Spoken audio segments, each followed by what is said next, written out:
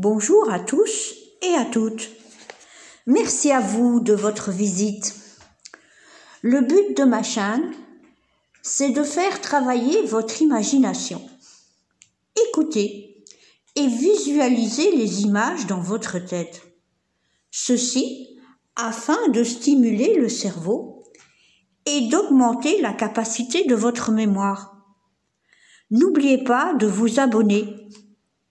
Merci et bonne écoute.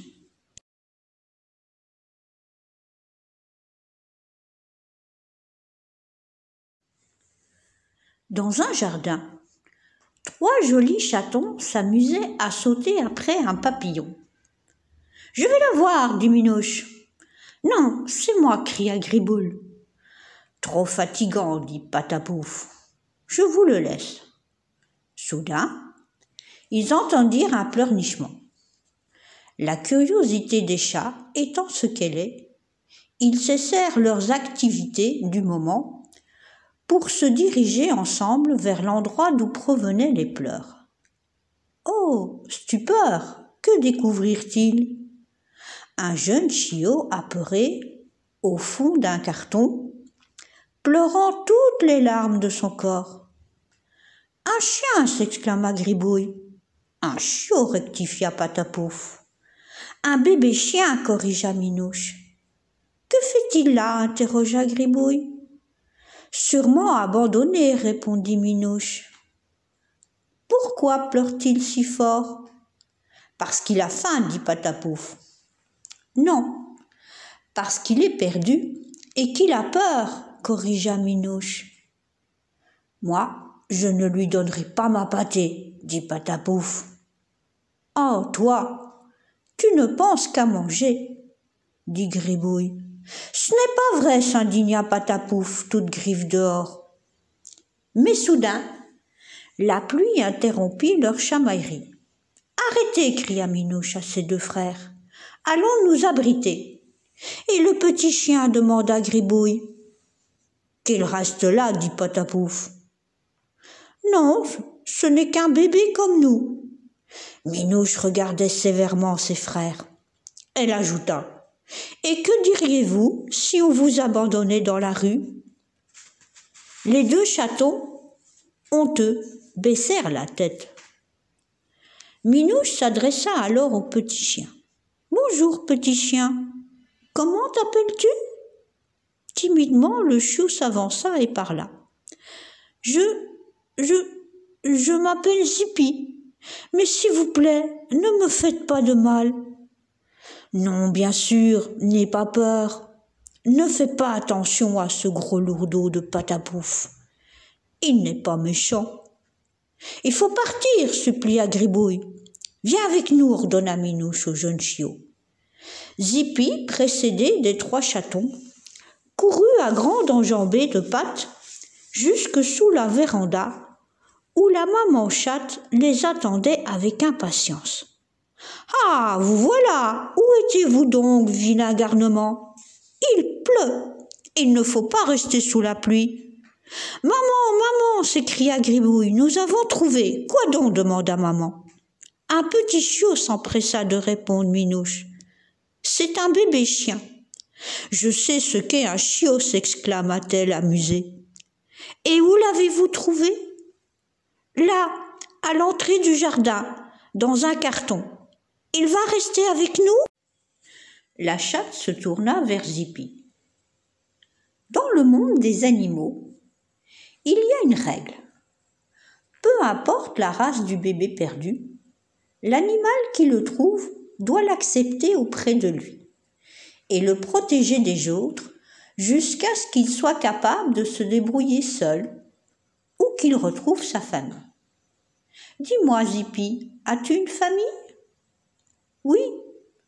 Je jouais avec mes frères et sœurs quand des jeunes humains sont entrés dans notre jardin. Ils m'ont attrapé et mis dans une boîte où j'étais enfermée. Alors je me suis mis à crier très fort.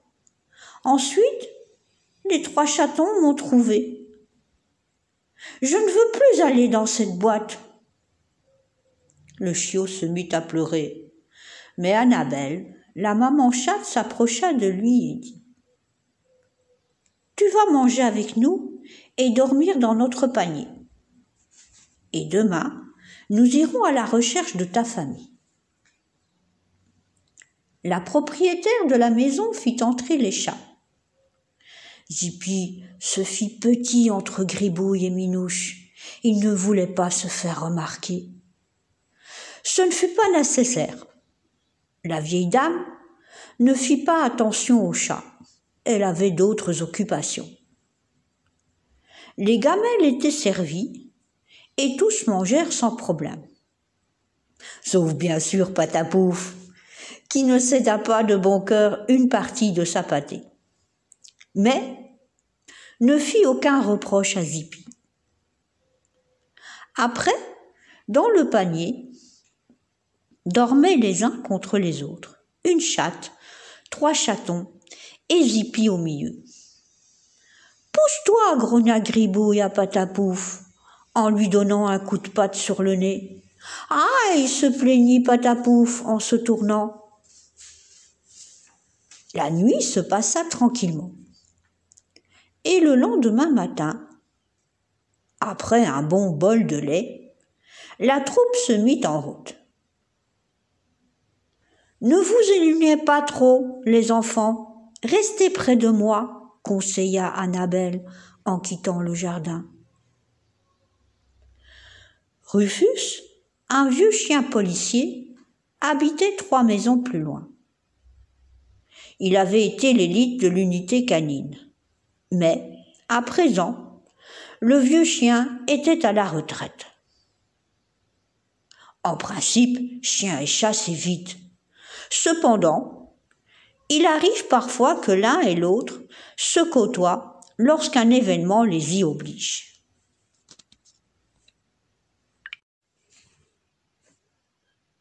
Et ce fut le cas. « Bonjour, Rufus, » dit Annabelle. « Je voudrais te parler de quelque chose d'important. Toi seul peux m'aider. Puis-je entrer dans ton jardin ?» Le vieux chien fit un signe avec sa patte, montrant qu'il était d'accord. « Excuse-moi, » dit Rufus, « je suis enrhumé. Que veux-tu ?»« Maman, il va nous passer ses microbes, » paniqua Patapouf. « Je ne m'approcherai pas de lui. »« Quel peureux tu es » lui lança Gribouille. Annabelle expliqua la situation au vieux berger en retraite. « Malheureusement, j'ai le bec bouché, » se désola Rufus. « Ben, je vais vous amener voir Ratabule. Lui pourra sûrement vous aider. » Ainsi, le vieux chien, la chatte, ses 3 chatons et le chiot marchèrent jusqu'à une petite ruelle, pas très éclairée, et où étaient alignés des conteneurs à déchets. « Pouah ! Il nous emmène dans la ruelle à poubelle, » dit Minouche écœuré par l'odeur. « Je n'aime pas cet endroit, » dit Zippy. « Je vais vomir mon bol de lait, » s'indigna Patapouf. Rufus s'arrêta près du premier conteneur. « Ratabule, Ratabule, montre-toi !» Une voix sortit de la poubelle, et un petit animal montra le bout de son museau. C'était un rat. « Qui me demande ?» interrogea l'animal. « Chez moi, Rufus. On a besoin de ton aide. »«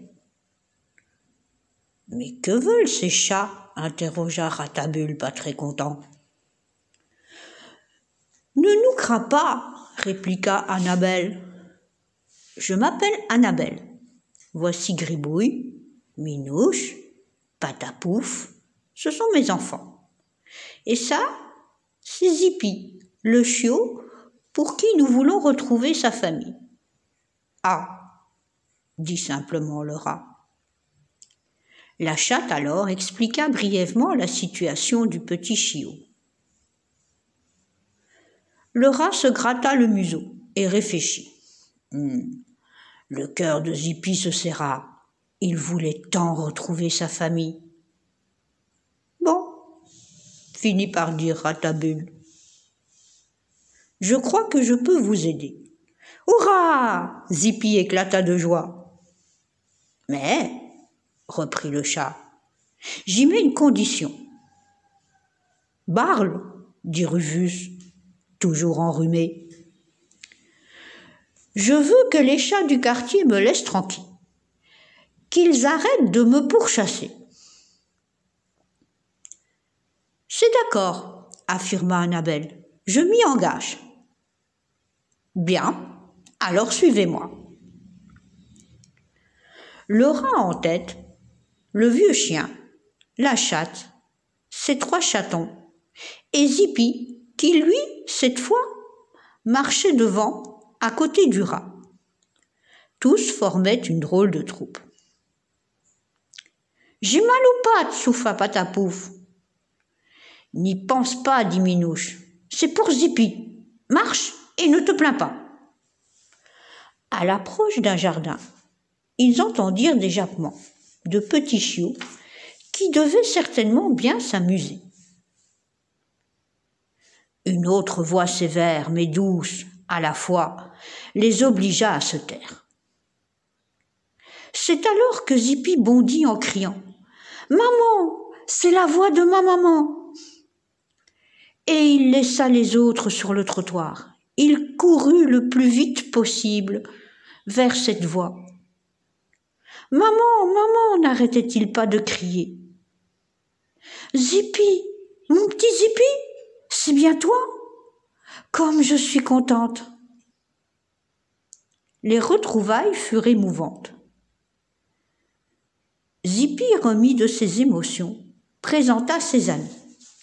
Rufus, Annabelle, les 3 chatons, et Rattabule le rat.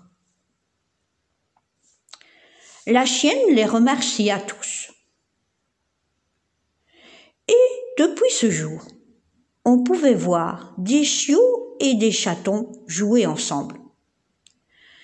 Une chienne, un vieux chien et un rat discutaient ensemble, tantôt chez Annabelle, tantôt chez Rufus, ou tantôt chez Amandine la chienne.